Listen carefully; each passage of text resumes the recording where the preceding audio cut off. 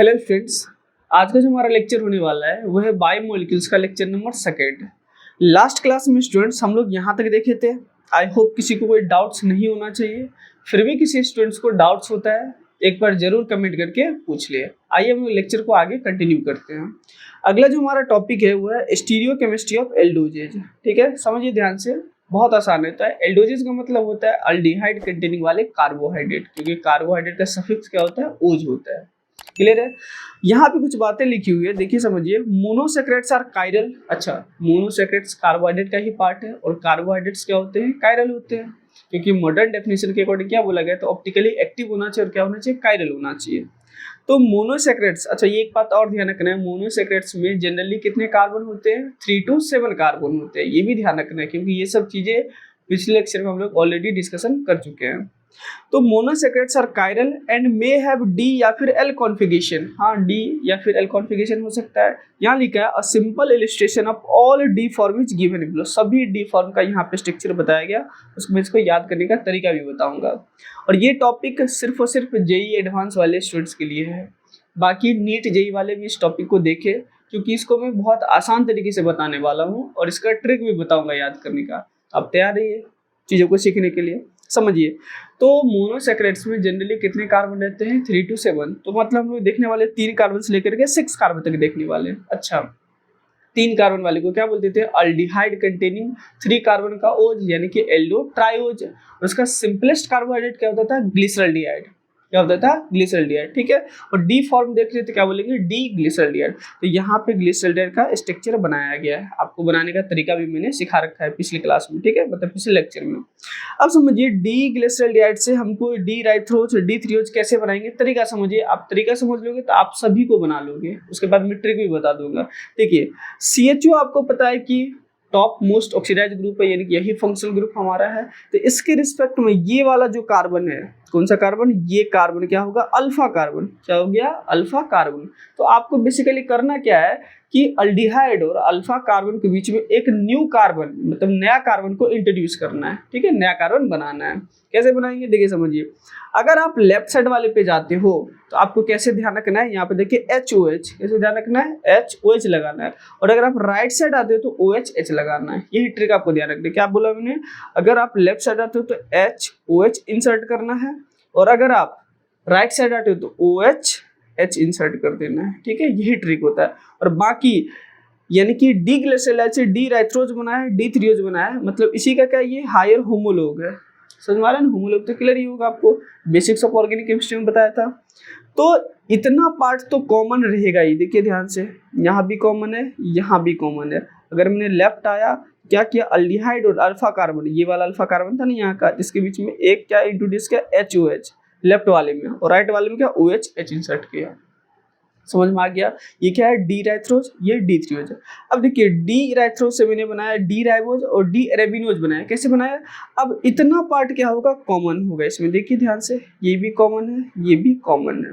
अब क्या किया मैंने, इसके और इसके बीच में अल्फा कार्बन के बीच क्या किया, एक नया कार्बन इंट्रोड्यूस किया। अगर लेफ्ट साइड में जा रहे हैं तो HOH, राइट साइड में जा रहे हैं तो OHH। देखिए, लेफ्ट में आए हैं तो HOH और राइट में आए तो OHH। ऐसे करके बनाते चलिए। इधर भी सेम पैटर्न होगा, इधर भी सेम, इधर भी सेम, यहाँ भी सेम, यहाँ भी और यहाँ भी सेम ही होगा।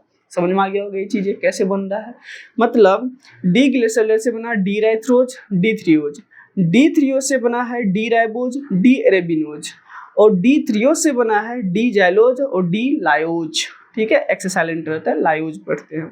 और डी राइबोज से डी एलोज, डी एल्ट्रोज, और डी अरेबिनोज से डी ग्लूकोज और डी मेनोज बना है। और डी जाइलोज से क्या बना है, ग्लूकोज और कैसे आइडोज बना है। और यहाँ पे डी लायोज से क्या बना है, गैलेक्टोज और टेलोज बना है। ठीक है, सभी डी फॉर्म में है। अच्छा, इसको याद कैसे करना है, पहला ट्रिक मैं बताता हूँ। देखिए यहाँ पे मैं ट्रिक भी लिखा हूँ। जी मतलब ग्लिसरॉल्डिहाइड, ई मतलब इराइथ्रोज, जैसे नाम लिखा हुआ आपको ऊपर लेना है। ठीक है, यहाँ तक पूरा नाम ही लिखा हुआ है। अब आपको कैसे ट्रिक लगाना है, गो इंटरनेट। अच्छा, इंटरनेट में आई वाला इंटरनेट नहीं, ई वाला इंटरनेट है। ठीक है, ऐसे ध्यान रखना है। गो इंटरनेट, टाइप रणबीर आलिया की एक्स लाजवाब। ठीक है, और आग में AG आग में GIGT। ठीक है, ये ट्रिक होता है। मैंने क्या बोला, गो इंटरनेट, टाइप रणबीर आलिया की एक्स लाजवाब और आग में GIGT, आग में GIGT, ये ट्रिक हो गया। दूसरा ट्रिक समझिए, मैं यहाँ बना के बताता हूँ आपको। देखिए दूसरा ट्रिक आपको मैं यहाँ से बताता हूँ, कहाँ से, पेंटोज वाले से याद रखने का तरीका, पेंटोज वाले से, ठीक है, क्योंकि इधर तो आपको याद हो जाएगा बहुत आसानी से। तो पेंटोज और हेक्सोज का याद करने का वे बताता हूँ, आपको बहुत आसानी से याद भी हो जाएगा। देखिए ट्रिक मैं यहाँ बनाता हूँ,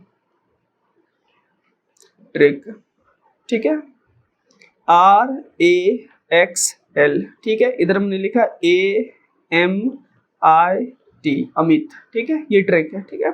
यहाँ पे AGGG मतलब AG3, ठीक है। अच्छा समझिए ध्यान से, R मतलब क्या होगा, राइबोज, R मतलब क्या होगा, राइबोज। राइबोज से क्या बना है, देखिए ध्यान से, दोनों साइड A बना है, कैसे मैं यहाँ बनाता हूँ, राइबोज से क्या क्या बना है, एलोज बना है और एल्ट्रोज बना है, एलोज बना है और क्या बना है, एल्ट्रोज बना है।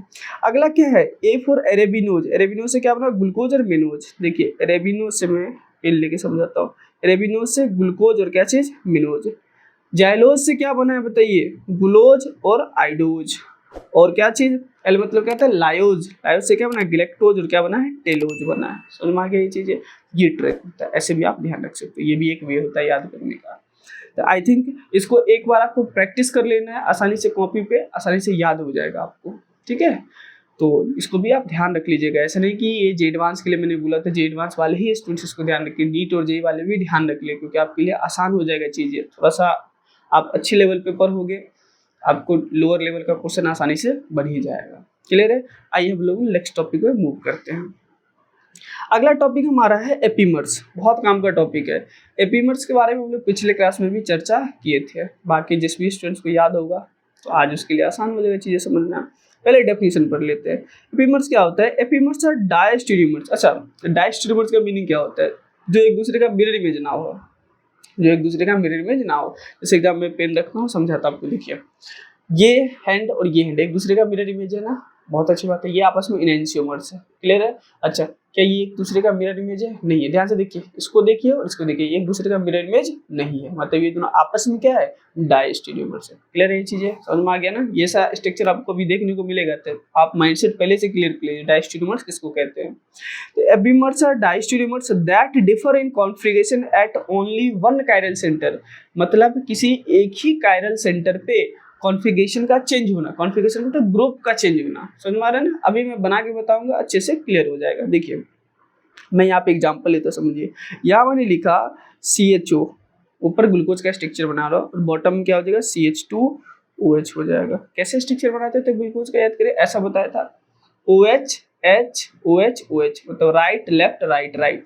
तो यहाँ मैं लिख देता हूँ OH H OH और क्या चीज, OH, बाकी ऐसे बना दीजिए, इधर OH इधर H, इधर H तो इधर क्या हो जाएगा OH, यहाँ OH तो H और यहाँ भी H। ये क्या आ गया बताइए, डी ग्लूकोज, क्या आ गया बताइए, डी ग्लूकोज आ गया, ठीक है। अच्छा, अब ध्यान से समझिए, अगर मैं नंबरिंग करता हूँ, IUPAC नेमिंग करता हूँ, तो क्या करूँगा, ये 1, ये 2, ये 3, ये 4, ये 5 और ये क्या हो गया, 6 हो गया। समझ में आ रहा है ना। अच्छा सर, ये भी कायरल कार्बन है, ये भी कायरल कार्बन है, ये भी कायरल है और ये भी क्या है, कायरल है। टोटल कायरल कार्बन कितने हो गए, 4 हो गए। किसमें, एसाइक्लिक फॉर्म ऑफ ग्लूकोज के, ठीक है, समझ में आ रहा है ना। एसाइक्लिक फॉर्म ऑफ ग्लूकोज में कितने कायरल कार्बन हो गए, 4 हो गए। डन। अच्छा, अभी मैं क्या काम करता हूँ कि ये सेकेंड नंबर वाले कार्बन, यानी कि फर्स्ट कायरल सेंटर पे, कायरल में बोल रहा हूँ, ठीक है, तो कितने नंबर पे है, सेकेंड नंबर पे है, तो इस पे ग्रुप का एक्सचेंज करता हूँ। तो आइए मैं करके बताता हूँ, देखिए ध्यान से,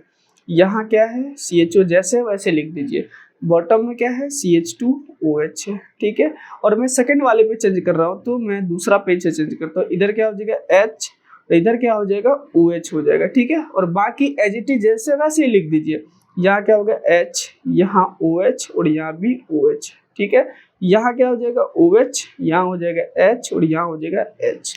समझ में आ रहा है, मतलब ध्यान से देखिए, अगर मैं नंबरिंग करता हूँ तो ये 1, ये 2, ये 3, ये 4, ये 5 और ये 6 हो गया, और ये सभी क्या है, कायरल, कौन सा है, कार्बन, क्या है, कायरल कार्बन। कायरल कार्बन समझ में आता है ना, ऐसा कार्बन जो 4 डिफरेंट ग्रुप से अटैचमेंट हो और उसका हाइब्रिडेशन क्या हो, sp3 हो, तो उसको बोलते हैं कायरल कार्बन कहते हैं, स्टार से रिप्रेजेंट कर देते हैं।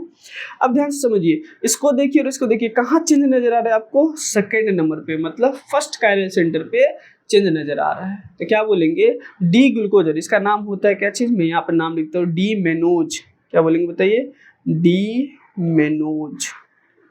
मतलब D glucose and D mannose are C2 epimers, क्योंकि कार्बन नंबर सेकंड पे कॉन्फ़िगरेशन का चेंज आ रहा है, मतलब ग्रुप का चेंज आ रहा है। तो क्या बोल देंगे बताइए, ये दोनों आपस में क्या है, C2 एपीमर। मैं यहाँ लिख भी देता हूँ, ये दोनों आपस में क्या है, C2 एपीमर।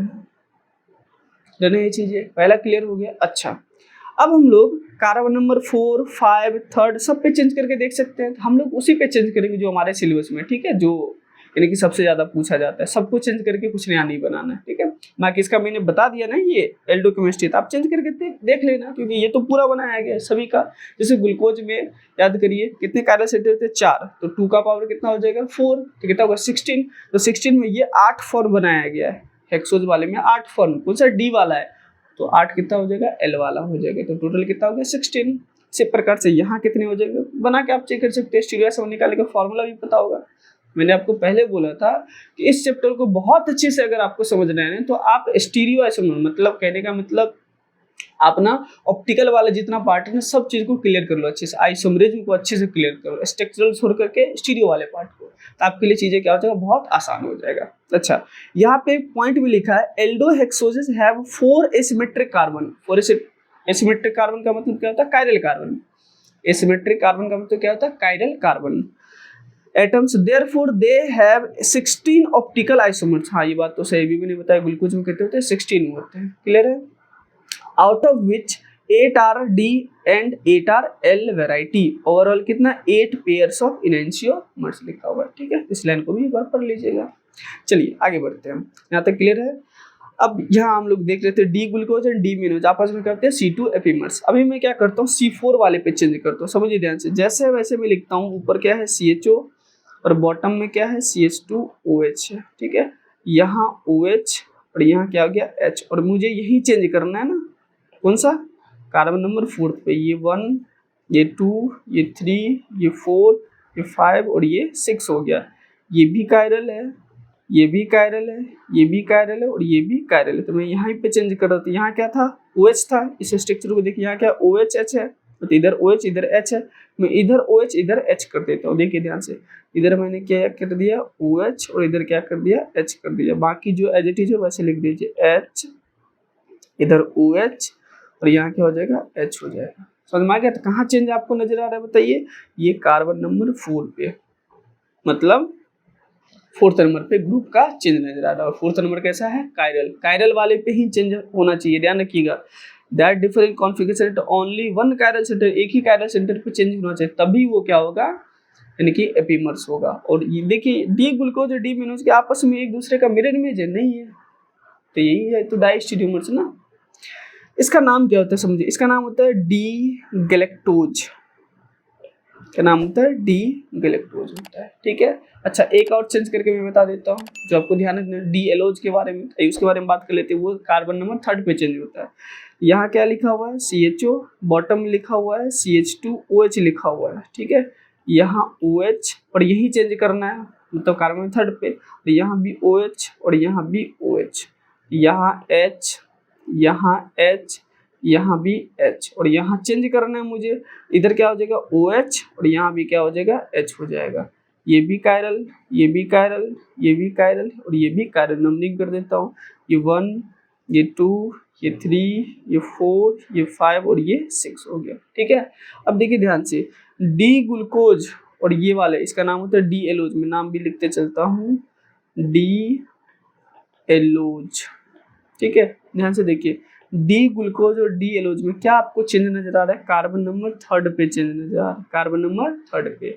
मतलब आप कह सकते हो ये और ये आपस में, मैं यहाँ पे थोड़ा अच्छे से बना देता हूँ, ये और ये आपस में कौन सा एपीमर बताइए, एक सेकंड, सॉरी मच्छर वगैरह बहुत ज्यादा लग रहा है। क्या होता है, डी ग्लूकोज एंड डी एलोज आपस में क्या होते हैं, C3 एपीमर्स, C3 एपीमर, समझ में आ गया। और ये वाला क्या था, C4 एपीमर था।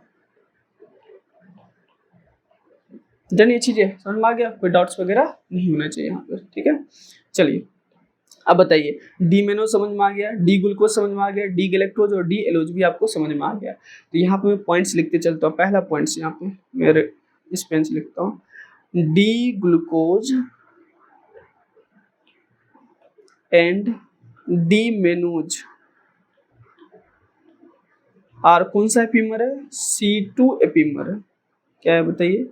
C2 एपीमर है। ठीक है, दूसरा point, second point, d glucose and d galactose are क्या चीज? C4 epimer. ठीक है, अगला पॉइंट तीसरा, d glucose and d allose are क्या चीज? C3 epimer. समझ में आ रहा है ना? क्या हो जाएगा? C3 एपीमर हो जाएगा। क्लियर है? डन है ये चीजें? कोई डाउट्स यहाँ पे नहीं होना चाहिए। बहुत अच्छी बात, आपको ये चीज समझ में आ गया एपीमर किसको बोलेंगे। अच्छा, इसको ट्रिक से कैसे ध्यान रख लेना, ट्रिक समझिए, ट्रिक भी मैं बता देता हूँ।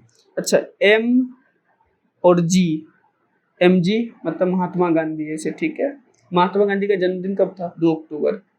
M और G का मतलब क्या? ग्लूकोज और मेनोज, या फिर मेनोज एंड ग्लूकोज आर क्या चाहिए? C2 epimers. 2 Mahatma Gandhi, mannose, glucose 2। समझ में आ गया? एक ट्रिक ये हो गया। दूसरा G स्क्वायर, G स्क्वायर का मतलब ग्लूकोज एंड गैलेक्टोज, स्क्वायर कितना? तो 2 का स्क्वायर मतलब 2 ना, 2 लिखते हैं ना पावर में, तो 2 का कितना? 4। तो क्या आप लोग G स्क्वायर मतलब क्या? Glucose and galactose are C4 epimers. तो ये दो स्पेशली आपको ध्यान रखना है, यही ट्रिक आपको ध्यान रख लेना है। ठीक है, एक क्या बोला मैंने? Mg2, दूसरा G स्क्वायर मतलब ग्लूकोज एंड गैलेक्टोज, स्क्वायर मतलब 2 का स्क्वायर, कितना हो जाएगा? 4। क्या हो जाएगा? Glucose and galactose are C4 epimers. I think ये चीज आपको क्लियर हो गया होगा। बताइए ध्यान से, क्या आपको एपीमर क्लियर हो गया? बहुत अच्छी बात है। अब यहाँ पे एक पॉइंट्स लिखा हुआ, इस पॉइंट्स को भी समझना है अच्छे से। ठीक है, कई बार स्टेटमेंट बेस में आपको फंसा सकता है एग्जामिनर। तो ऑल एपीमर्स आर डाइस्टेरियोमर्स। हाँ, ये बात सही है, सभी एपीमर्स क्या होते हैं? डाइस्टेरियोमर्स होते हैं। बताइए, डी ग्लूकोज और डी मेनोज क्या एक दूसरे का मिरर इमेज है? नहीं sir. D glucose and d galactose क्या आपस में एक दूसरे का मिरर इमेज है? नहीं सर। क्या डी ग्लूकोज यहाँ पे, sorry, d glucose and d allose क्या आपस में क्या मिरर इमेज है? नहीं है। मतलब ये सभी आपस में क्या है? डायस्टेरियोमर्स है। अच्छा, दूसरा लिखा है but all diastereomers are not epimer. हाँ, ये बात भी सही है, बट सभी डायस्टेरियोमर्स एपीमर नहीं होते। कैसे? एग्जांपल से देखते हैं। देखिए, एग्जांपल लेते हैं। मान लीजिए ऐसा बना हुआ, ये क्या है? सिस फॉर्म है। ठीक है, और ऐसा बना हुआ, ये कौन सा फॉर्म है? ट्रांस फॉर्म है। सिस एंड क्या है? ट्रांस। ये आपस में क्या होते हैं? डायस्टेरियोमर्स होते हैं। क्या होते हैं?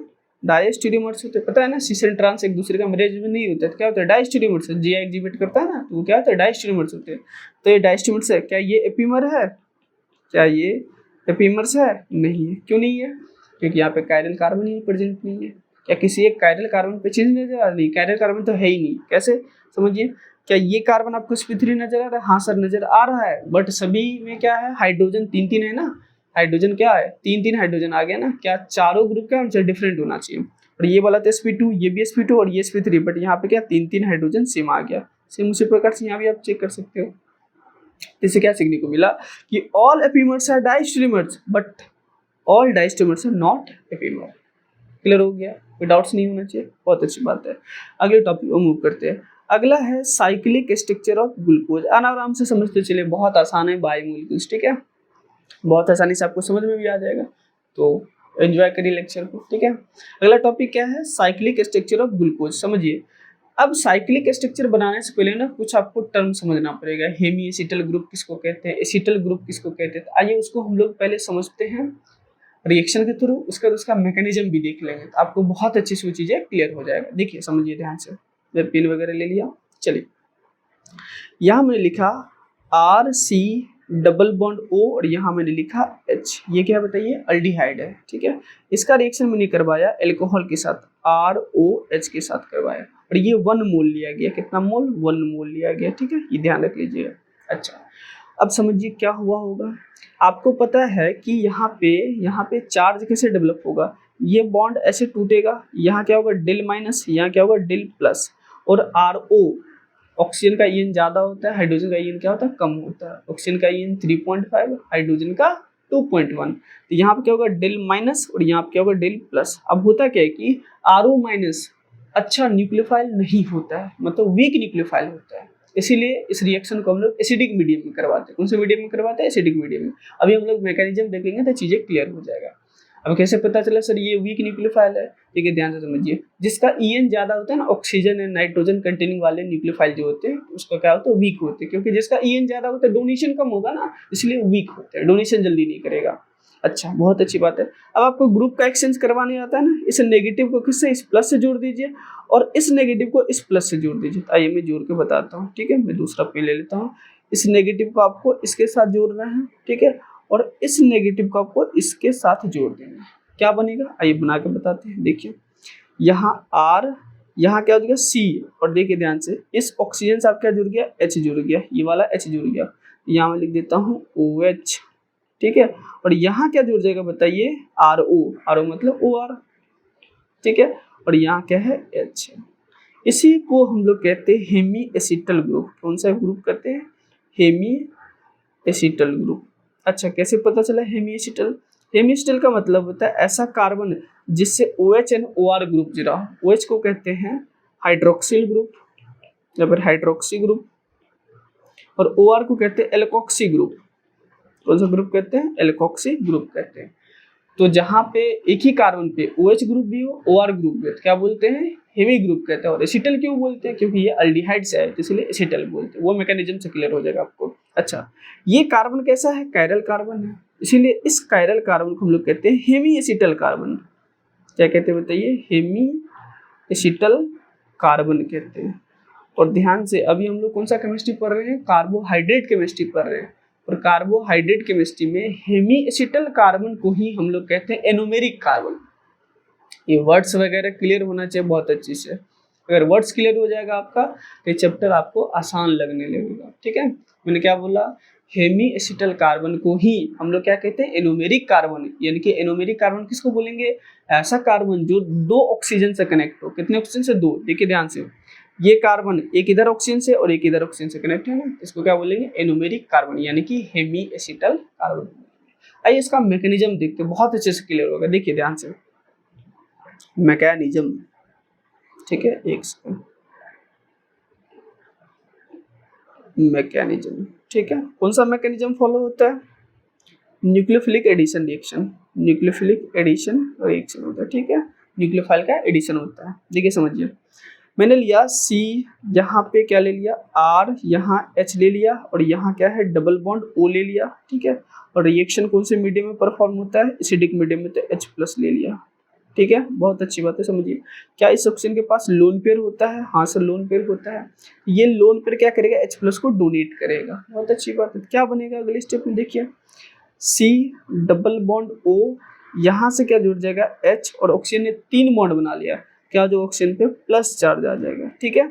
और यहाँ क्या है बताइए, R और क्या है, H। कोई डाउट्स यहाँ पे नहीं होना चाहिए।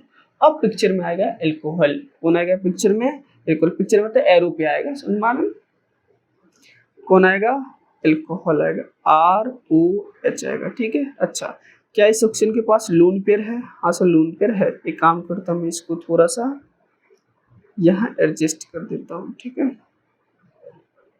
हेमी एसिटल ग्रुप इधर में लिख दिया, डन। चलिए समझिए, अब होता है कि ये वाला लोन पेयर लेकर के इस कार्बन पे अटैक होता है, ठीक है। जैसे अटैक होगा तो ये दोनों इलेक्ट्रॉन लेकर के किसको दे देंगे, ऑक्सीजन को, ऑक्सीजन के पास चला जाता है, ठीक है। तो अगले स्टेप में क्या बनेगा, देखिए ये कार्बन यहाँ से R और H जैसे ही कनेक्ट है वैसे ही लिख दीजिए, कोई टेंशन की बात नहीं। अब यहाँ क्या हो जाएगा बताइए, इसके पास OH हो जाएगा, क्योंकि यहाँ का दोनों इलेक्ट्रॉन तो ऑक्सीजन के पास चला गया, क्योंकि पॉजिटिव चार्ज तो उसके पास लोन पेयर आ गया, तो OH हो गया। बहुत अच्छी बात। और यहाँ से ये ऑक्सीजन ना जुड़ा है इस कार्बन से, तो मैं ऑक्सीजन को यहाँ पे जोड़ देता हूँ O, और यहाँ से R जुड़ा है और यहाँ से H जुड़ा है। फर्दर यहाँ पे ऑक्सीजन 3 बॉन्ड बना लिया, तो कौन सा चार्ज आएगा, प्लस चार्ज आएगा। और ऑक्सीजन मोर ईएन में आता है, और मोर ईएन पे प्लस चार्ज क्या होता है, अनस्टेबल होता है। तो क्या करेंगे, यहाँ से H प्लस को बाहर निकालेंगे। किसको निकालेंगे बाहर, H प्लस को। तो यहाँ से दोनों इलेक्ट्रॉन क्या कर देंगे, ऑक्सीजन को दे देंगे। किसको दे देंगे बताइए, ऑक्सीजन को। तो यहाँ से H प्लस क्या हो जाएगा, बाहर चला जाएगा। बहुत अच्छी बात है। तो अगले स्टेप में क्या देखने को मिलेगा, अब इधर देखिएगा आपको। चलिए कोशिश करते हैं, मैं यहाँ लिखता हूँ, ठीक है। ये कार्बन है, यहाँ क्या है R, यहाँ क्या है H, और यहाँ क्या आ गया OH, और यहाँ क्या आ जाएगा, अब OR आ जाएगा, क्योंकि यहाँ से तो H प्लस क्या हो गया, बाहर निकल गया। आई थिंक पिक्चर आपको दिख रहा होगा, मैं इधर उधर करता हूँ, ठीक है, आपको भी दिख जाए। समझ में आ रहा है ना, H प्लस बाहर चला गया। अच्छा, ये वाले को देखिए, इसको देखिए और इसको देखिए, क्या दोनों सेम है अलग है, दोनों क्या है, सेम ही है, दोनों क्या है, सेम है। ध्यान से देखिए, तो ये भी क्या है, कायरल है, और इसी को क्या बोलते हैं, हेमी एसिटल ग्रुप कहते हैं, हेमी एसिटल ग्रुप कहते हैं। समझ में आ रहा है ना। हेमी क्यों बोला, क्योंकि एक ही कार्बन पे OH है और OR है। एसिटल क्यों बोला, क्योंकि अल्डिहाइड से आया। सर कैसे पता चल गया अल्डिहाइड से, देखिए ध्यान से, कैसे पता चला, अल्डिहाइड में ये H था ना, यही H यहाँ भी है, यही H यहाँ भी है, यही H यहाँ भी है, इसीलिए पता चला कि अल्डिहाइड से आया H। समझ में आ गया, इसलिए बोलते हैं हेमी एसिटल। अब हेमी एसिटल से हम लोग एसिटल बनाना सीखते हैं, आइए समझते हैं। देखिए ये पेन ले लेता हूँ मैं, C यहाँ पे क्या है OH और यहाँ क्या है OR है, ठीक है। R के बदले में ले लेता हूँ CH3, कौन सा ग्रुप ले लिया, मिथाइल ग्रुप, और यहाँ क्या है H। अब इसका रिएक्शन हम लोग करवाते हैं किसके प्रेजेंस में बताइए, एल्कोहल, और मीडियम कैसा ले लेते हैं, एसिडिक मीडियम ले लेते हैं। तो होता क्या है समझिए यहाँ ध्यान से, यहाँ का H और यहाँ का OH पानी निकाल देता है बाहर, ठीक है, और यहाँ OR क्या होता है, जुड़ जाता है, ये OR यहाँ पे जुड़ जाता है, ठीक है। क्या बनेगा देखिए, कार्बन यहाँ पे हो जाएगा OR, यहाँ भी हो जाएगा OR, और यहाँ हो जाएगा CH3, और यहाँ हो जाएगा H हो जाएगा। इसको हम लोग कहते हैं एसिटल ग्रुप, क्या बोलते हैं, एसिटल कहते हैं। तो आपको हेमी एसिटल भी क्लियर हो गया और एसिटल ग्रुप भी क्लियर हो गया, कोई डाउट्स नहीं होना चाहिए। अगर फिर भी डाउट्स होता है तो एक बार फिर से वीडियो को रिपीट करें और अच्छे से फिर से देखें। चलिए, तो आपको यहाँ क्लियर हो गया होगा कि एनोमेरिक कार्बन किसको कहते हैं, हेमी एसिटल ग्रुप को ही कार्बोहाइड्रेट केमिस्ट्री में दूसरा नाम क्या कहते हैं, एनोमेरिक कार्बन। देखिए यहाँ डेफिनेशन में लिखा हुआ एनोमेरिक कार्बन का क्या बोलेंगे, अ कार्बन बॉन्डेड या फिर अटैच्ड विद 2 ऑक्सीजन एटम्स। ध्यान रखना है 2 ऑक्सीजन एटम्स। कैसे, देखिए जैसे यही वाला था, क्या इधर और इधर कनेक्ट है ना, यही वाला था, इधर और इधर कनेक्ट है। यहाँ भी आपको मैंने वही चीज समझाया। दूसरा क्या है, एनोमर्स किसको कहते हैं, ये भी डेफिनेशन आपको अच्छे से समझा देता हूँ। देखिए एनोमर्स आर डाइस्टेरियोमर्स, फिर से आपको समझ में आ जाना चाहिए। डाइस्टेरियोमर्स का मीनिंग क्या होता है, क्या होता है, एक दूसरे का मिरर इमेज नहीं होना चाहिए। तो anomers are diastereomers that differ in the configuration at the acetal या फिर हेमीसिटल कार्बन। मतलब कहाँ पे कॉन्फिगरेशन में डिफरेंस नजर आएगा, हेमीसिटल पे या फिर एसिटल वाले कार्बन पे। समझ में आ रहा है ना, acetal carbon atom of a sugar in its cyclic form में ही देखने को मिलेगा, क्योंकि साइक्लिक फॉर्म में ही ये चीज आपको देखने को मिलेगा। कौन सा, हेमीसिटल कार्बन यानी कि एनोमेरिक कार्बन। क्लियर है, आइए हम लोग आगे बढ़ते हैं। ये भी क्लियर हो गया होगा और एनोमेरिक कार्बन भी क्लियर हो गया होगा। चलिए अब हम लोग समझेंगे कि कैसे ड्रॉ करते हैं साइक्लिक स्ट्रक्चर को, किससे, ए साइक्लिक स्ट्रक्चर से। एक बात आपको क्लियर हुआ, पहले लेक्चर में क्लियर हो गया होगा, ग्लूकोज जो नेचर में होता है ना वो डेक्स्ट्रो रोटेटरी होता है, डेक्स्ट्रोज कहते हैं। क्लियर है, जिसको नहीं क्लियर होगा पिछले लेक्चर के बाद देख ले, आइडिया लग जाएगा आपको। क्या बोलते हैं, डेक्स्ट्रोज, डेक्स्ट्रो रोटेटरी होता है नेचर में, और डी फॉर्म में है। समझ में आ रहा है, तो क्या बोलेंगे, डी प्लस ग्लूकोज भी उसको बोल सकते हैं। आइए स्ट्रक्चर बनाते हैं, समझिए। ये हमारे पास थोड़ा सा मैं अच्छे से बनाता हूँ, ठीक है। 1 2 3 4, ठीक है। इसको थोड़ा बड़ा कर लेते हैं। देखिए ओ भाई साहब, ये क्या हो गया, तो कुछ ज्यादा ही बड़ा हो, मुझे देखिए यहाँ मैंने लिखा C डबल बॉन्ड O, यहाँ मैंने लिखा H, मतलब अल्डिहाइड को ही लिखा है, ठीक है। और यहाँ क्या लिखूंगा, OH, यहाँ पे H, यहाँ पे OH, और यहाँ पे OH, और बॉटम में क्या लिख दूंगा, CH2OH लिख दूंगा, ठीक है। बाकी जैसे वैसे लिख दीजिए, OH इधर तो H इधर, इधर H तो इधर OH, इधर OH तो इधर H, इधर OH तो इधर भी H हो गया, ठीक है। ये क्या हो गया, D प्लस क्या चीज, ग्लूकोज, ठीक है। ये प्लस माइनस वगैरह साइन से घबराना नहीं है। लेवलोज कहते हैं किसको, फ्रक्टोज को, तो लिवो रोटेटिव होता है तो वहाँ माइनस लगाएंगे, यहाँ डेक्सट्रोज है क्या लगा रहे हैं, प्लस लगा रहे हैं। ठीक है, क्लियर है, बहुत अच्छी बात है। ये क्या हो गया, डी प्लस ग्लूकोज हो गया। ठीक है, चलिए अब ये कौन सा फॉर्म है, एसाइक्लिक फॉर्म है। ये कौन सा फॉर्म है, एसाइक्लिक। यहाँ पे कितने कायरल कार्बन है, सोचिए तो 1 2 3 4, तो यहाँ पे कायरल कार्बन कितने हैं बताइए, 4 कायरल कार्बन है। ये सभी अभी से ध्यान रखना है, ये सभी काम, इस सबसे भी क्वेश्चन आते हैं। कायरल कार्बन कितने हैं, 4 है। कौन से फॉर्म में, एसाइक्लिक फॉर्म में। इसको ओपन चेन स्ट्रक्चर फॉर्म कहते हैं, मतलब फिशर प्रोजेक्शन में। कौन सा प्रोजेक्शन में, फिशर प्रोजेक्शन में। जो साइक्लिक में आता है उसको बोलते हैं हेवर्थ प्रोजेक्शन, हेवर्थ प्रोजेक्शन। ठीक है, बहुत अच्छी बात है। अब देखिए होता क्या है कि ये लास्ट कायरल कार्बन है ना, कौन सा, लास्ट कायरल कार्बन है। यहाँ पे इस OH को देखिए, O और H को, क्या आपको ये डिफरेंस नजर आ रहा है, हाँ सर आ रहा है। यहाँ माइनस तो यहाँ क्या हो जाएगा प्लस, क्योंकि इलेक्ट्रोनेगेटिविटी का क्या आ रहा है, डिफरेंस आ रहा है। ध्यान से समझिएगा तभी यहाँ पे समझ में आएगा, एकदम सिंसियर हो जाइए, यहाँ पे पूरा कान वान खोल करके बैठिए, बहुत अच्छे से समझ में आ जाएगा। देखिए OH में इसको थोड़ा सा गैप देता हूँ। ठीक है, अच्छा यहाँ माइनस तो यहाँ क्या हो जाएगा, प्लस हो जाएगा। क्लियर है ना, यहाँ माइनस यहाँ क्या हो जाएगा, प्लस हो जाएगा। ठीक है, इसको थोड़ा ऊपर कर देता हूँ, इसको मैं थोड़ा नीचे, हाँ ठीक है। अच्छा अब ये माइनस, ये वाला माइनस क्या करता है, क्या करता है, इस कार्बन पे अटैक करता है। इस कार्बन पे क्या करता है, अटैक। जैसे इस कार्बन पे अटैक करेगा तो इस कार्बन का तो 5 बॉन्ड हो जाएगा, और कार्बन क्या 5 बॉन्ड बनाएगा, नहीं बनाएगा। तो ये बॉन्ड यहाँ पे देखिए क्या है, पाई बॉन्ड, एक सिग्मा तो दूसरा पाई, और पाई बॉन्ड होते हैं लूज, रिएक्शन में हो जाते हैं आसानी से यूज। समझ में आ रहा है ना, ये ट्रिक बताया था ना। तो पाई बॉन्ड क्या होते हैं, वीक होते हैं, आसानी से टूट जाते हैं। ये क्या होगा, बॉन्ड ऐसे टूटेगा, इधर क्या होगा नेगेटिव, और यहाँ क्या हो जाएगा प्लस, तभी तो प्लस वाले पे माइनस वाले ने अटैक किया। और ये वाला माइनस जो होता है ना, ये वाला माइनस इस H प्लस से क्या होता है, जुड़ जाता है।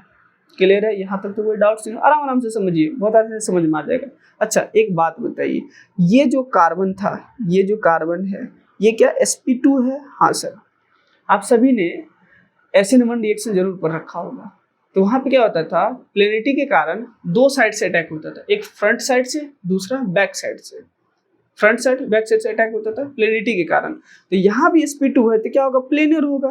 तो एक बार इधर से अटैक हो सकता है, एक बार इधर से अटैक हो सकता है। समझ में आ रहा है ना, ये जोड़ने का तरीका होता है। तो मैं 2 तरीके से इसको रिप्रेजेंट करके लिखूंगा। ठीक है, एक बार OH लेफ्ट साइड, एक बार OH राइट साइड लिखूंगा, ये भी क्लियर होना चाहिए। अब समझिए, यहाँ पे देखिए इस ऑक्सीजन कार्बन बीच में सिंगल बॉन्ड हो गया, और इस ऑक्सीजन से क्या जुड़ गया, H जुड़ गया, मतलब ये OH बन गया। इधर वाला पार्ट क्या बन गया, OH बन गया।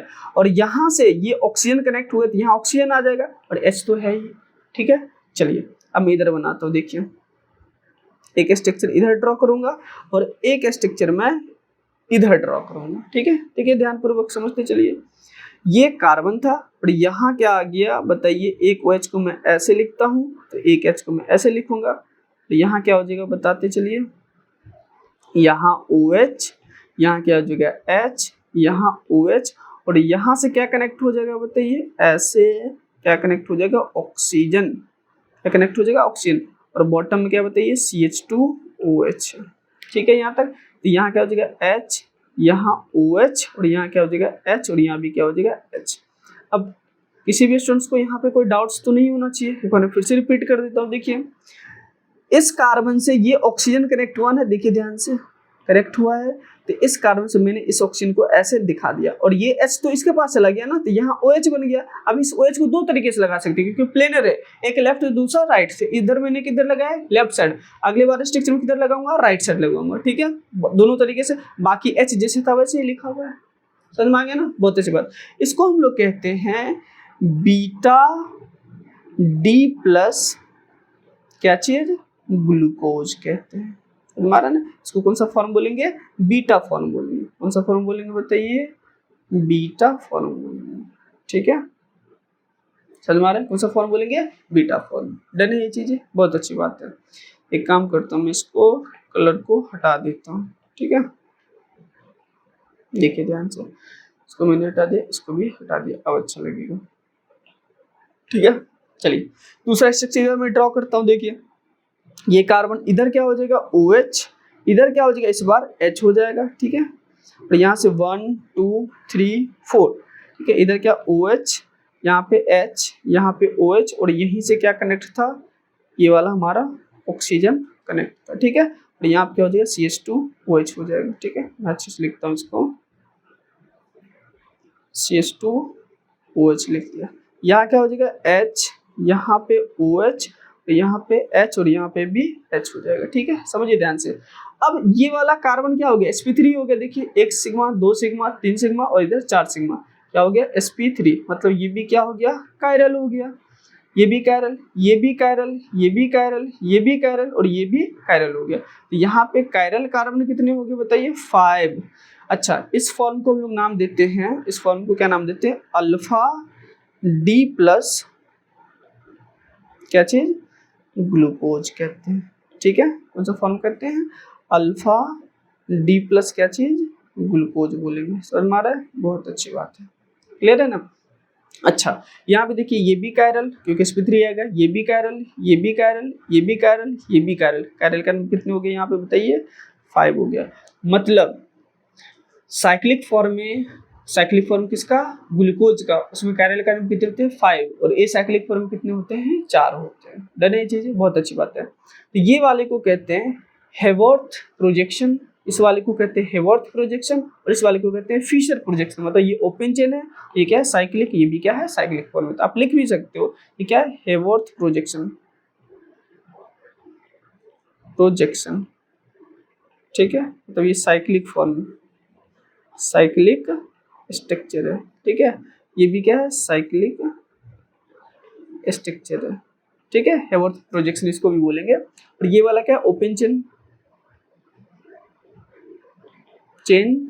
स्ट्रक्चर, यानी कि क्या है, फिशर प्रोजेक्शन है, फिशर प्रोजेक्शन, ठीक है। इस पेज में थोड़ा बहुत ज्यादा इन्फॉर्मेशन बोलूंगा, तो आप लोग अच्छे से लिखिएगा जैसे जैसे मैं बोलते चलता हूँ। अब समझिए, क्या ये कार्बन हेमिएसिटल कार्बन है, एनोमेरिक कार्बन है, कैसे, देखिए समझिए। क्या इसको मैं एनोमेरिक कार्बन बोलूंगा, हाँ सर बोलूंगा, एनोमेरिक कार्बन। कैसे, एनोमेरिक कार्बन किसको बोलते हैं, ऐसा कार्बन जो 2 ऑक्सीजन से बॉन्डेड हो। देखिए ध्यान से, ये कार्बन एक ऑक्सीजन से और दूसरा इस ऑक्सीजन से कनेक्ट है ना, मतलब इसी को तो कहते थे हेमिएसिटल कार्बन। कैसे, ऐसा कार्बन जो OH और OR से कनेक्ट, OR का मतलब ये ऑक्सीजन और इधर ये R है ना, ये कार्बन है ना, तो OR से कनेक्ट है।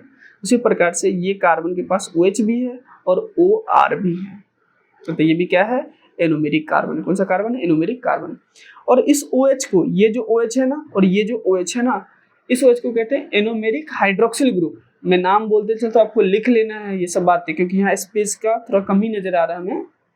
आपको क्या करना है, लिख लेना है। कौन सा कहते हैं, एनोमेरिक हाइड्रोक्सिल ग्रुप कहते हैं, क्लियर है। अच्छा, अगर anomeric hydroxyl group left side में, किधर है, लेफ्ट साइड में, क्या बोल देंगे, बीटा फॉर्म। कौन सा फॉर्म, बीटा फॉर्म। अगर anomeric hydroxyl group right side में, क्या बोल देंगे, अल्फा फॉर्म। सीखते चलना ये सब बातें अभी से, ठीक है। क्वेश्चन बनाने में बहुत ज्यादा हेल्प होगा। फिर से मैं बोलता हूँ, इसको क्या बोलते हैं, एनोमेरिक हाइड्रोक्सिल ग्रुप, क्योंकि एनोमर कार्बन पे कार्बन नंबर फर्स्ट ही क्या हो गया, एनोमेरिक कार्बन हो गया। ये क्या है, कार्बन नंबर फर्स्ट ही क्या हो गया, एनोमेरिक कार्बन हो गया। ध्यान रखना है, ग्लूकोज का जो साइक्लिक स्ट्रक्चर होता है उसमें कार्बन नंबर फर्स्ट को ही क्या कहते हैं, एनोमेरिक कार्बन कहते हैं, क्योंकि वो कार्बन 2 ऑक्सीजन से कनेक्ट है, मतलब OH और OR से कनेक्ट है, हेमिएसिटल कार्बन कहते हैं, ठीक है। अच्छा, तो वहां जो OH होता है उसको क्या बोलते हैं, एनोमेरिक हाइड्रोक्सिल ग्रुप कहते हैं। आराम आराम से चीजों को समझिए।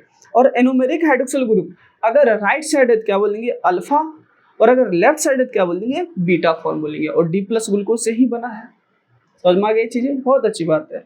अब यहाँ पे देखिएगा, ये तीनों फॉर्म जो होता है ना, ओपन चेन, साइक्लिक। अच्छा, एक बार समझ लीजिए, आप कैसे पहचान लोगे कि कौन सा साइक्लिक फॉर्म है, कौन सा एसाइक्लिक है, जिसके नाम में अल्फा बीटा लगा हो। रट लीजिए ये बात को, जिसके नाम में अल्फा बीटा लगा हो वो साइक्लिक फॉर्म होता है। जैसे मैंने बोला कि D ग्लूकोज कौन सा स्ट्रक्चर होगा, एसाइक्लिक। राइट, माइंड में क्लियर होना चाहिए कि मैंने बोला D ग्लूकोज, क्या बोल देंगे, एसाइक्लिक स्ट्रक्चर होगा। मैंने बोला अल्फा D+ ग्लूकोज या फिर अल्फा ग्लूकोज, क्या बोल देंगे सर, साइक्लिक फॉर्म में। मैंने बोला बीटा D+ ग्लूकोज, क्या बोल दीजिएगा, साइक्लिक फॉर्म में। तो जिसके नाम में अल्फा बीटा लगा समझ आइए कौन सा फॉर्म है, साइक्लिक फॉर्म में। बहुत आसान होगा, याद रखना, बहुत अच्छी बात है। अच्छा, ये तीनों फॉर्म जो होता है ना, ये आपस में इक्विलिब्रियम पे पाए जाते हैं। ये तीनों इक्विलिब्रियम पे पाए जाते हैं। कितना % पाए जाते हैं, ध्यान से समझिए। ये जो ये ओपन चेन होता है ना, ये अप्रोक्सीमेटली 0.02% के अप्रोक्स में पाया जाता है। और ये वाला जो अल्फा फॉर्म है ये 36% के अप्रोक्स में पाया जाता है। 36, एक सेकंड में इसको अच्छे से लिखता हूँ। 36% के अप्रोक्स में पाया जाता है, ठीक है। और ये 64% के अप्रोक्स में पाया जाता है। मतलब बीटा फॉर्म ज़्यादा पाया जाता है, तो बीटा फॉर्म ज़्यादा स्टेबल है। ध्यान रखिएगा कौन सा, अल्फा और बीटा में। बहुत अच्छी बात है। एनसीईआरटी में इसका मेल्टिंग पॉइंट भी दिया हुआ है, ये भी आपको ध्यान रख लेना, इससे भी क्वेश्चन आ सकता है। यहाँ पे इसका होता है 419 केल्विन और इसका होता है मेल्टिंग पॉइंट 423 केल्विन होता है। 423 केल्विन। क्या आपको दिख रहा है ये सब चीज़ें? ठीक है, मेरा पिक्चर यहाँ पे आ रहा होगा, ठीक है। तो बोलता हूँ आप लोग, मैं एक बार एक काम करता हूँ, इस चीज़ को मैं यहाँ लाता हूँ, ठीक है। आप एक बार देख लो जल्दी से, ठीक है। देख लिए आप, वीडियो पॉज करके देख लेना, फिर मैं इसको यहाँ पे रख देता हूँ, ठीक है। तो स्पेस का कमी हो जाता है ना। चलिए, बहुत अच्छी बात है, क्लियर है ये चीज़ें। इसका मेल्टिंग पॉइंट कितना होता है? 423 केल्विन के अप्रोक्स होता है, ठीक है। इसका 419 और ये तीनों इक्विलिब्रियम पे पाया जाता है। कितना परसेंटेज पाया जाता है? 36% और 64 और ये 0.02%। मतलब ग्लूकोज एसाइक्लिक फॉर्म में तो बहुत कम ही पाया जाता है। पाया किस में जाता है? साइक्लिक फॉर्म में। समझ में आ रहा है? ग्लूकोज कहाँ नेचर में पाया जाता है? ज्यादातर साइक्लिक फॉर्म। उसमें कौन सा फॉर्म ज्यादा स्टेबल होता है? Beta form is more stable then alpha form. Clear है? दोनों कौन सा है? Cyclic alpha beta. बहुत अच्छी बात है। तो क्या आपको ये समझ में आ गया? क्लियर हो गया वो ये चीज़ें? बहुत अच्छी बात है। अब समझिए, यहाँ पे कुछ पॉइंट्स वगैरह लिखा है नोट में, उसको भी समझ लीजिए। यहाँ लिखा है an anomer is an epimer. Anomer epimer हो सकता है एट द एनोमेरिक कार्बन में। एनोमेरिक कार्बन हो सकता है in cyclic saccharide. Cyclic saccharide का मतलब क्या होता है? मतलब वही हेमिसिटल कार्बन वाले में, मतलब साइक्लिक सेकेराइड होता है, साइक्लिक स्ट्रक्चर में देखने को मिलेगा। फिर से समझिए, एनोमर एपीमर हो सकता है, ठीक है, एट द एनोमेरिक कार्बन पे। दूसरा पॉइंट, अब ये एनोमर क्या होता है, फीमर क्या होता है, मैं एक एक स्टेप को अच्छे से क्लियर आपका किया हूँ, ठीक है। फिर से वीडियो को फिर से रिपीट करिए और देखिए एनोमर किसको कहते हैं, फीमर किसको कहते हैं। और जो स्टूडेंट लगातार देख रहे वीडियो को, आराम से नोट्स वगैरह बना रहे तो उसको तो प्रॉपर वे में समझ में आ रहा होगा। जिसको नहीं समझ में आ रहा है तो प्लीज फिर से एक बार वीडियो को देखिए, आसानी से आपको समझ में आ जाएगा। ये सब टर्म क्लियर करो, क्योंकि अगर देखो हर बार मैं क्लियर करने बैठूंगा ना तो लेक्चर बहुत लंबा लेंदी होते जाएगा, बहुत ज़्यादा मिनट का होगा, तो आप देख नहीं पाओगे। इसलिए मैं चाहता हूँ कि क्योंकि ये रिकॉर्ड हो रहा है ना, आसानी से आप रिपीट करके देख सकते हो। दूसरा बात यहाँ पे लिखा हुआ है ऑल एनोमर्स आर एपीमर्स। हाँ, but all epimers are not anomers, क्योंकि आपको पता है कि एनोमर एपीमर में क्या होता है। एनोमेरिक कार्बन किसको कहते हैं, वो तो क्लियर हो गया। एनोमर्स किसको कहते हैं, वो भी डायस्टेरोमर्स होता है। एपीमर क्या होते हैं, एक ही कायरल सेंटर पे चेंज होता है किसका, कॉन्फ़िगरेशन का, ग्रुप का। बहुत अच्छी बात है। दूसरा, beta form of D glucose is more stable then alpha form. हाँ, अभी मैंने बताया था बीटा फॉर्म कितना परसेंट, 64% का अप्रोक्स में, और ये कितना है 36% बर्डेंस में पाया जाता है तीनों इक्विलिब्रियम पे। तो सबसे ज्यादा कौन सा स्टेबल है, ये वाला। अच्छा, अगला पॉइंट है in glucose carbon number first कोई क्या बोलते हैं, एनोमेरिक कार्बन कहते हैं। अभी मैंने समझा था, ग्लूकोज में कार्बन नंबर फर्स्ट कोई क्या कहते हैं, एनोमेरिक कार्बन कहते हैं। Carbon which was carbonyl carbon, जो कार्बोनाइल कार्बन था CO ग्रुप, उसको कार्बोनाइल ग्रुप कहते हैं। किसमें, ओपन चेन में। देखिए ध्यान से, ये था ओपन चेन में, ये CO था ना, कार्बोनाइल ग्रुप था ओपन चेन में, बट क्या यहाँ कार्बोनाइल है, नहीं है। इसके किस में बदल गया, एनोमेरिक कार्बन में बदल गया। समझ में आ गया ना। ग्लूकोज C1 किसको बोलते हैं, एनोमेरिक कार्बन को। Carbon which was carbonyl in open chain. Clear है। दूसरा, alpha D plus and beta D plus glucose are anomers. ये दोनों आपस में क्या होते हैं, एनोमर्स होते हैं। देखिए ध्यान से, क्या ये और ये एक दूसरे का मिरर इमेज है, नहीं सर। तो ये दोनों आपस में क्या है, डायस्टेरोमर्स। डायस्टेरोमर्स वाले क्या होते थे, एनोमर्स होते थे। एनोमर्स का डेफिनेशन बताया था ना मैंने। एनोमर्स कहाँ गया, एनोमर्स आर डायस्टेरोमर्स। वो कहाँ चेंज होगा, एसिटल या फिर हेमिस्टल कार्बन पे ही चेंज होगा, किसमें, साइक्लिक फॉर्म। देखिए ध्यान से, एक सेकंड, देखिए ध्यान से, ये हेमिस्टल कार्बन है, यहीं पे चेंज आ रहा है। OH इधर है, OH किधर है, इधर है। करने चीजें, बहुत अच्छी बात है। अगला, glucose forms 6 membered ring in which the OH at carbon number 5 is involve in ring formation. मतलब कार्बन नंबर 5 ही इन्वॉल्व हो रहा है किसमें, रिंग फॉर्मेशन में। नंबरिंग कर देता हूँ, ये 1 था, ये 2 था, ये 3 था, ये 4 था, और ये 5 था, और ये 6 था। तो मतलब कौन सा इन्वॉल्व होता है, कार्बन नंबर 5। अच्छा, कई लोग को ये डाउट्स नहीं आया कि कार्बन नंबर 6 वाला क्यों नहीं गया, यहाँ तो भी तो OH था ना, तो यहाँ से भी तो जा सकता था नेगेटिव और यहाँ पे प्लस। देखिए समझिए, अगर यहाँ से होता ना तो कितने मेंबर का रिंग बनता, 7 मेंबर का। आपको पता है 7 मेंबर का रिंग ज्यादा स्टेबल नहीं होता है। और यहाँ से अगर हो रहा था, ध्यान से समझिए, एक कार्बन 2, मतलब सॉरी मैं तो एटम काउंट करता हूँ, 1 2 3 4 5 6 और 6 मेंबर करेंगे तो मोर स्टेबल होता है। समझ में आ रहा है ना। 5 to 6 मेंबर क्या होता है, मोर स्टेबल होता है। और यहाँ से करते तो क्या होता है, 7 मेंबर का रिंग बनता है। क्या 7 मेंबर का रिंग स्टेबल होता है, नहीं होता है, इसीलिए यहाँ से नहीं करवाया। क्लियर है। दूसरा पॉइंट एक चीज और, जो ये शार्प टर्न है ना, ये शार्प टर्न, ये यहाँ, ये सब कार्बन को रिप्रेजेंट नहीं कर रहा है, ये कार्बन नहीं है। एक बार डाउट्स आ जाएगा आपको, समझ आ रहा है ना, बॉन्ड लाइन फॉर्मूला के अकॉर्डिंग, सर ये क्या कार्बन है, नहीं ये सब कार्बन नहीं, ये बस ऐसे रिप्रेजेंट करने का वे है। आप ऐसे भी डायरेक्ट दिखा सकते हो, ऐसे यहाँ ऑक्सीजन है और यहाँ से कनेक्ट कर दो, समझ, ऐसे भी दिखा सकते हो, लेकिन थोड़ा अच्छा नहीं लगेगा ना स्ट्रक्चर, इसलिए ऐसे करके दिखाया जाता है बुक्स वगैरह में, समझ में आ गया, ऐसे करके दिखाया जाता है बुक्स वगैरह में। टर्न है, ऐसे नहीं समझ लेना कि ये शार्प टर्न, ये कॉर्नर क्या कार्बन को रिप्रेजेंट नहीं करता है। एक एक बात को अच्छे से क्लियर करते चल रहा हूँ, तो ध्यान से समझिएगा, ये सब कार्बन नहीं है, नॉट ए कार्बन कॉर्नर वाला। चलिए ये भी पॉइंट्स क्लियर हो गया। अब हुआ कहता है कि जो ओपन चेन वाला स्ट्रक्चर था ना, वो बहुत ज्यादा फेमस नहीं हुआ। तो कौन सा स्ट्रक्चर है, हेवर्थ स्ट्रक्चर।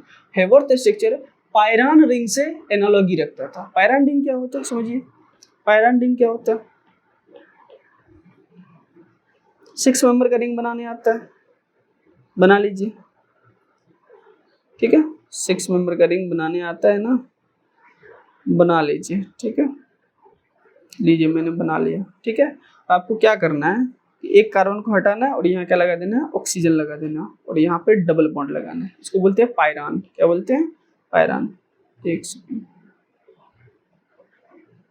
एक सेकंड, ठीक है, क्या बोलते हैं इसको, बोलिए, पायरान कहते हैं, समझ में आ रहा है ना। अच्छा, तो इसी रिंग से एनालॉजी रखता था। इस पाई बॉन्ड को हमें हटा देना है, और पायरान है, और अल्डिहाइड में, सॉरी ये कार्बोहाइड्रेट में बात कर रहे हैं, क्या लगा देंगे, कार्बोहाइड्रेट के लिए सफिक्स ओज लगाते हैं, तो पायरेनोज बोल देते हैं, ठीक है।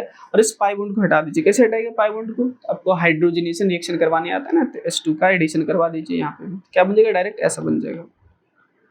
ऐसे इसी में हम लोग को क्या, ग्लूकोज का स्ट्रक्चर ड्रॉ करना है, डन है चीजें। तो ओपन चेन वाला स्ट्रक्चर बहुत ज्यादा फेमस नहीं हुआ था। तो कौन सा स्ट्रक्चर है, हेवर्थ स्ट्रक्चर। कौन सा स्ट्रक्चर है, हेवर्थ स्ट्रक्चर, समझ में आ रहा है ना, बहुत अच्छी बात है।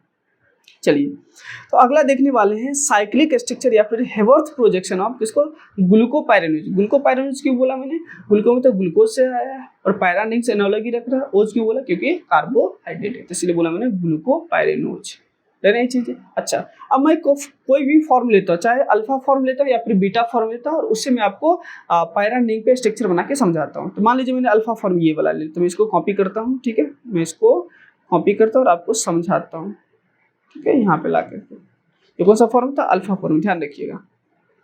यहाँ मैं इसका स्ट्रक्चर ड्रॉ कर देता हूँ, मैं ये सब हटा देता हूँ। एक सेकंड रुक जाइए,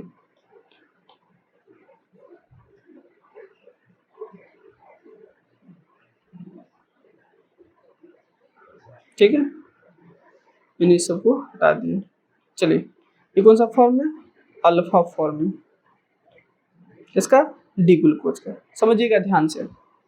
अच्छा, इसको मैं बनाने का वे बताता हूँ, क्या वे होता है समझ लीजिएगा, आपके लिए आसान हो जाएगा। मैं इस सबको हटा देता हूँ, ये कायरल वायरल जो है, ठीक है, ये सब तो आपको पीछे समझ में आ गया होगा। चलिए, आप समझिए ध्यान से। आप एक रूल पढ़े हैं, मास्टर रूल जिसको कहते हैं, किसी एक कायरल कार्बन पे, मतलब किसी एक कार्बन पे बाकी ग्रुप को फिक्स रखिए, और बाकी जो ग्रुप बचा है किसी एक ग्रुप को फिक्स रखिए। बाकी ग्रुप का मतलब किसी एक ग्रुप के बारे में बात कर रहे हैं, वो एक ग्रुप को फिक्स रखिए, और बाकी जितना भी ग्रुप बच गया उसको क्लॉकवाइज या फिर एंटी क्लॉकवाइज रोटेट करिए। तो क्या होता है, कॉन्फ़िगरेशन चेंज नहीं होता है। फिर से मैं बोलता है, रूल क्या होता है, मास्टर रूल। रूल क्या कहता है, किसी एक ग्रुप को फिक्स रखिए, और बाकी जो 3 ग्रुप, जो भी ग्रुप बच गया रेस्ट, उसको क्लॉकवाइज या फिर एंटी क्लॉकवाइज रोटेशन करने पे उसका कॉन्फ़िगरेशन में कोई चेंज नहीं आएगा। क्यों ना वैसा हम कर लेते हैं। देखिए ध्यान से, इस वाले कार्बन को देखिए, मैं इतने पार्ट को फिक्स रखता हूँ, कोई चेंज वगैरह नहीं करता हूँ। बाकी इसको और इस वाले कार्बन को मैं क्या क्लॉकवाइज या एंटी क्लॉकवाइज रोटेट करता हूँ। देखिए ध्यान से, तो मान लीजिए ये यहाँ आया, ये वाला उठ के कहाँ यहाँ आएगा, और ये वाला उठ के कहाँ जाएगा, यहाँ जाएगा। समझ में आ रहा है कुछ, जैसे मैं बता रहा हूँ वैसे ही होगा। चलिए, तो क्या देखने को मिलेगा बताइए, ये कार्बन है, इधर H है, इधर क्या हो जाएगा OH, यहाँ क्या हो जाएगा बताइए H, और यहाँ पे भी क्या हो जाएगा OH, यहाँ क्या हो जाएगा बताइए OH, यहाँ क्या हो जाएगा H, यहाँ क्या हो जाएगा बताइए OH, यहाँ क्या हो जाएगा H हो जाएगा। अब ध्यानपूर्वक समझिएगा यहाँ से। अच्छा देखिए, अब ये वाला जो है वो तो यहाँ आ गया ना, तब ये वाला यहाँ से कनेक्ट हो जाएगा, ये वाला यहाँ से ऑक्सीजन कनेक्ट हो जाएगा। कहाँ से कनेक्ट हो जाएगा बताइए, यहाँ से ऑक्सीजन कनेक्ट हो गया, ठीक है। अच्छा, ये वाला H यहाँ पे आ गया और ये वाला उठ के यहाँ पे आ गया CH2OH यहाँ पे आ गया। ध्यान से एक बार देख लीजिए, किसी को कोई डाउट्स वगैरह होते यहाँ पे पूछिए ध्यान से। ये वाला जो यहाँ से देखिए, ये कार्बन था, ये H उठ के यहाँ आया तो ये H मैंने यहाँ लिख दिया, ठीक है। ये वाला जो कार्बन था, अब इस कार्बन के पास गए थे, इस कार्बन से ये ऑक्सीजन कनेक्ट हुए थे, इस कार्बन से ये ऑक्सीजन को मैंने कनेक्ट कर दिया, ठीक है। और यहाँ वाला जो CH2 है तो वो कहाँ चला गया, यहाँ चला गया, तो ये यहाँ गया। काम पे देख लिए, बहुत अच्छी बात है। अब आपको क्या करना है, ये कौन सा फॉर्म है, अल्फा फॉर्म में। कौन सा फॉर्म है, अल्फा फॉर्म में। अब यहाँ से आपको देखिए हेवोर्थ स्ट्रक्चर ड्रॉ करना बहुत आसान हो जाएगा। देखिए ऐसे होता है हेवोर्थ स्ट्रक्चर, ऐसे होता है, ये मैंने बताया था ना, पायरान रिंग ऐसे ही होता है ना, ठीक है, मैंने बना लिया। देखिए ध्यान से, क्या ये स्ट्रक्चर और ये स्ट्रक्चर आपको सेम नजर आ रहा है, हाँ सर आ रहा है, बट यहाँ पे पाई बॉन्ड मैंने तोड़ के हटा दिया। मैंने बताया ना हाइड्रोजनेशन रिएक्शन परे हो, आसानी से हाइड्रोजन का एडिशन करवा के पाई बॉन्ड को तोड़ दो, रिडक्शन रिएक्शन जो होता था। बहुत अच्छी बात। अब ऐसा बन गया, और समझिए ऐसा आपको देखने को लगा, ऐसे दिखा दीजिए बॉन्ड्स वगैरह को, ठीक है। अब आपको करना क्या, देखिए ट्रिक समझिए, ट्रिक आपको क्या लगाना है, ये जो राइट साइड वाला पार्ट है ना, इधर वाला पार्ट, ये जो पार्ट आपको नजर आ रहा है, इस पार्ट को आपको क्या कर दीजिए, बॉटम में कर दीजिए, बॉटम में। बाकी जो पार्ट है उसको अप में कर दीजिए। बॉटम देखिए, सबसे पहले क्या है OH, तो मैंने यहाँ पे OH लिख दिया, फिर से क्या है OH लिख दिया, फिर से क्या है H, फिर से क्या है OH, फिर से क्या है H, ठीक है। अच्छा, यहाँ OH है तो ऊपर क्या है H, लिखते चलिए, यहाँ क्या है H, फिर से क्या है ऊपर में H, फिर से क्या है OH, फिर से क्या बताइए H, और फिर से क्या है CH2OH। बन गया alpha form, alpha D plus क्या चीज, ग्लूकोज। एक सेकंड, तो बोल देंगे ग्लूकोज। अरे भाई क्या हो रहा है, ग्लूकोज। समझ में आ गई चीजें, बताइए कितना आसानी से हम लोग ड्रॉ कर लिए। ये कौन सा फॉर्म का ड्रॉ किए हम लोग, अल्फा फॉर्म का। कौन सा फॉर्म, अल्फा। ऐसे आप बीटा ले लीजिए, ग्रुप का एक्सचेंज कर दिए, आसानी से आपको समझ में आ जाएगा। अच्छा, एक तरीका ये भी होता है, यहाँ से भी आप ये बना सकते हो। तो कैसे, देखिए ये इतना पार्ट है ना, इसको क्या कर दीजिए, डाउन कर दीजिए। बाकी ये ऑटोमेटिक, ये जो CH2H वाला पार्ट है उसको बाय डिफॉल्ट अप कर दीजिए। देखिए ध्यान से, OH OH H OH, और ये वाला पार्ट को बाय डिफॉल्ट अप कर दीजिए, अप कर दीजिए। यहाँ से भी बना सकते हैं, लेकिन मैं आपको एक एक्स्ट्रा स्टेप लेके समझाया ताकि आपके लिए बहुत आसान हो जाएगा कि कोई बाय डिफॉल्ट अप डाउन नहीं करना है, ऐसा कोई सीन नहीं करना है, ठीक है। क्योंकि आप इस वाले कार्बन से इतने ग्रुप को फिक्स रखिए, बाकी 3 ग्रुप को क्या कर दीजिए, क्लॉकवाइज या फिर एंटी क्लॉकवाइज रोटेट कर दिए, तो कॉन्फिगरेशन कोई चेंज नहीं होने वाला है। तो ऐसा कर लीजिए। अब इस फॉर्म से ये ड्रॉ करना बहुत आसान है, क्योंकि इतना पार्ट को डायरेक्ट आपको बॉटम में लिख देना है, बॉटम में जो बचे उसको क्या कर दीजिए, अप में कर दीजिए। बन गया ये स्ट्रक्चर, समझ में आ रहा है ना, ये स्ट्रक्चर क्या हो गया, बन गया। अच्छा, ये अल्फा फॉर्म का आपका HW है कि बीटा फॉर्म खुद से ड्रॉ करना है, और आप आसानी से कर भी लोगे। बीटा फॉर्म को वैसे लिख लेना है, फिर से इस फॉर्म में कन्वर्ट कर लेना है, या यहाँ से भी कर सकते हो, वहाँ पे भी CH2H को बाय डिफॉल्ट अप कर देना है। डर ये चीज़ है, कोई डाउट्स नहीं होना चाहिए, बहुत अच्छी बात है। आप ये भी ड्रॉ करना सीख गए, बहुत आसान था। चलिए अगला एक और ग्लूकोज का स्ट्रक्चर ध्यान रख लेना है, चेयर फॉर्म भी स्ट्रक्चर होता है। यहाँ लिखा है alpha and beta glucose are anomers of each other. हाँ, ये बात आपको पहले भी बताया था मैंने। That means change in configuration of first chiral carbon, मतलब फर्स्ट कार्बन एटम ओनली, वहीं पे चेंज देखने को मिलेगा। यहाँ पे देखिए, ये वाला कार्बन को क्या बोलेंगे बताइए, तो ये वाला कार्बन कैसा कार्बन है, एनोमेरिक कार्बन है। कैसे समझे एनोमेरिक कार्बन है, ये कार्बन एक ऑक्सीजन से और इधर दूसरा ऑक्सीजन से, समझ में आ रहा है ना। तो यही क्या हो जाएगा हमारा 1। ये अगर नंबरिंग करेंगे तो यहाँ ये 1, ये 2, ये 3, ये 4, ये 5 और ये वाला 6 हो गया ना। 6 वाले पे तो ऑक्सीजन ही कनेक्ट है, समझ में आ गया। और यहाँ 6 वाले, सॉरी मैं बोला 6 वाले पे ऑक्सीजन कनेक्ट है, सॉरी 6 वाला कौन सा कार्बन, ऊपर वाला कार्बन, ठीक है। यहाँ तो ऑक्सीजन है, यानी चीज़ें 6 कार्बन भी हो गया, बहुत अच्छी बात है। तो ये वाला कार्बन कैसा हो गया बताइए, एनोमेरिक कार्बन। OH भी कनेक्ट है, इधर से O और क्या कनेक्ट है, R भी कनेक्ट है, OR भी कनेक्ट है, OH भी कनेक्ट है, बताइए हेमिसिटल कार्बन हो गया। और इसी को क्या बोलते हैं, एनोमेरिक कार्बन कहते हैं। नहीं ये चीज़ें कोई डाउट्स नहीं होना चाहिए, बहुत अच्छी बात है। अब ये थोड़ा सा समझ लीजिए चेयर फॉर्म स्ट्रक्चर, तो ये आपको क्लियर हो गया। अल्फा फॉर्म में क्या देखना है कि इस लाइन को देखना है, ऑक्सीजन से कनेक्ट वाली लाइन को देखना है, ठीक है। तो ऑक्सीजन से ये वाला कार्बन क्या हो गया, एनोमेरिक कार्बन, क्योंकि ये OH भी है और यहाँ क्या है OR भी है। तो OH वाला कनेक्ट रहता है तो वो कार्बन कैसा होता है, एनोमेरिक कार्बन होता है। तो ये वाले लाइन को कहते हैं एक्सियल लाइन कहते हैं, और ऐसे वाले लाइन को क्या बोलते हैं, इक्वेटोरियल लाइन कहते हैं। बहुत अच्छी बात है। अगर एक्सियल लाइन पे OH है, एनोमेरिक कार्बन पे OH है, तो इसको क्या बोलेंगे, OH group at axial line, then कौन सा फॉर्म बोलेंगे, अल्फा फॉर्म बोलेंगे। और OH अगर इक्वेटोरियल पे है तो क्या बोल देंगे, यानी कि बीटा फॉर्म बोल देंगे। क्लियर है, बहुत अच्छी बात है। ये इक्वेटोरियल लाइन है, इस लाइन को बस ध्यान रख लेना है, ये एक्सियल और ये वाला इक्वेटोरियल। और इक्वेटोरियल वाले बीटा फॉर्म क्या होता है, यहाँ पे हाइड्रोजन बॉन्डिंग भी होता है, इंट्रामोलिकुलर हाइड्रोजन बॉन्डिंग, ठीक है। ये थोड़ा सा ज्यादा भी स्टेबल होता है। ये अल्फा फॉर्म था और ये कौन सा था, बीटा फॉर्म था। डन है ना, कोई डाउट्स यहाँ पे नहीं होना चाहिए। अच्छा, एक क्वेश्चन यहाँ पे क्वेश्चन करके बता दीजिए, इस लेक्चर को एंड करते हैं। क्वेश्चन है, given compound A and B दिया हुआ है, तो A ये दिया है स्ट्रक्चर, B ये दिया हुआ है स्ट्रक्चर, ठीक है। अच्छा, A वाले को अल्फा D प्लस ग्लूकोज बोलेंगे और ये ग्लूकोपाइरेनोज भी बोल सकते हैं, और ये बीटा है। कैसे समझे, अल्फा और बीटा कैसे समझे, देखिए समझिएगा ध्यान से। इधर OH और CH2H क्या है, सेम साइड है, OH और CH2H सेम साइड है, ध्यान से समझिए। OH और CH2H मैं बनाते भी चलता हूँ आपको, मैं यहाँ पे ड्राइंग ले लेता हूँ, कलर ले लेता हूँ, देखिए ध्यान से, ये समझाना बहुत जरूरी है। यहाँ पे ये CH2H, यहाँ पे OH, ठीक है। इधर है सेम साइड है, सेम साइड, कौन सा फॉर्म बोल देंगे, बीटा फॉर्म। कौन सा फॉर्म बोल देंगे, बताइए, बीटा फॉर्म बोल देंगे। अब यहाँ पे समझिए CH2OH, कौन सा, CH2OH, और ये वाला OH एक दूसरे के अपोजिट है, एक दूसरे के अपोजिट है, क्या बोल देंगे, अपोजिट है। समझ में आ रहा है, ये वाला क्या, एक दूसरे के अपोजिट है, अपोजिट। कौन सा फॉर्म बोल देंगे, अल्फा फॉर्म बोल देंगे। अल्फा बीटा पहचानने का तरीका समझ में आ गया ना, क्लियर है, बहुत अच्छी बात है। और सेम साइड आता है तो उसको सिस भी कहते हैं, अपोजिट तो ट्रांस भी कहते हैं, तो सिस ट्रांस में भी डिफाइन कर सकते हैं। तो ये बीटा वाला क्या हो जाएगा, सिस हो जाएगा, ये वाला क्या हो जाएगा, ट्रांस हो जाएगा, है ना। अच्छा, क्या ऑप्शन दिया है, क्या एनोमर होते हैं, हाँ सर एनोमर होते हैं। अल्फा और बीटा फॉर्म आपस में क्या है, एनोमर होते हैं। एनोमर का मीनिंग समझ में आ रहा है, एपीमर भी होते हैं, हाँ एक दूसरे का मिरर इमेज नहीं है। क्या डायस्ट्रीमर्स भी होते हैं, हाँ सर जो मिरर इमेज नहीं तो डायस्ट्रीमर्स होते हैं, क्या हो जाएगा, ऑल ऑफ द अबव हो जाएगा, सभी आंसर हो जाएगा।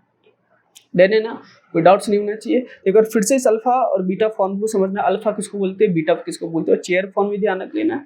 आई थिंक आपको साइक्लिक स्ट्रक्चर ऑफ ग्लूकोज अच्छे से समझ में आ गया। हेवर्थ प्रोजेक्शन क्या होता है, फिशर प्रोजेक्शन क्या होता है, मैंने आपको बहुत अच्छे से समझाया, जितना हो सके बहुत आसान तरीके से मैंने बताया, ठीक है।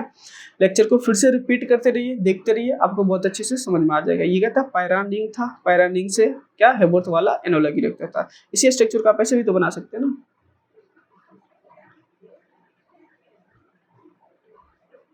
समझ में आ रहा है ना, ऐसा ये और ये तो सेम ही है ना, आइडेंटिकल ही है ना, आइडेंटिकल का ये सिंबल होता है, ठीक है, समझ में आ रहा है ना, बहुत अच्छी बात। और यहाँ से हाइड्रोजनेशन रिएक्शन से पाई बॉन्ड को तोड़ दीजिए, आसानी से तोड़ दीजिएगा तो क्या हो जाएगा, H और H लग जाएगा, तो क्या बन जाएगा, डायरेक्ट ऐसा बन जाएगा जो स्ट्रक्चर में बनाया गया था साइक्लिक वाले में ग्लूकोज का। डन है ना, कोई डाउट्स नहीं होना चाहिए, एक बार फिर से देख लीजिएगा बहुत अच्छे से, क्लियर है। डाउट्स होता है तो कमेंट करके जरूर पूछिए। मिलते हैं नेक्स्ट वीडियो में, तब तक के लिए thank you so much for watching this video, I hope you learn more. बाकी दोस्तों के साथ जरूर शेयर करें। और पिछले लेक्चर में अभी तक मैं जब लेक्चर शूट कर रहा हूँ अभी तक कितना 60 व्यू आया है मात्र, बताइए ये कोई तरीका है। और आप लोग सपोर्ट दिखाइए, सपोर्ट दिखाओगे तभी तो लेक्चर बनाने में मोटिवेशन आएगा ना। अभी टाइम हो रहा है कितना, अभी बज रहा है 1:03 बज रहा है। सोचिए मैं 1 बजे अभी लेक्चर शूट कर रहा हूँ एकदम फ्रेश होकर के, पूरा देखिए थोड़ा नींद भी जैसा लग रहा है, फिर भी मैं लेक्चर को शूट कर रहा हूँ। माँ के आप लोग सपोर्ट वगैरह करते नहीं हो, सपोर्ट थोड़ा दिखाओ, शेयर करो दोस्तों के साथ, स्टेटस वगैरह लगा करके थोड़ा शेयर किया करो, कमेंट वगैरह किया करो, ठीक है। मिलते हैं नेक्स्ट वीडियो में, तब तक आप लोग पढ़ते रहिए, नोट्स जरूर बनाइए, इतना ही कहूँगा, ठीक है, थैंक यू।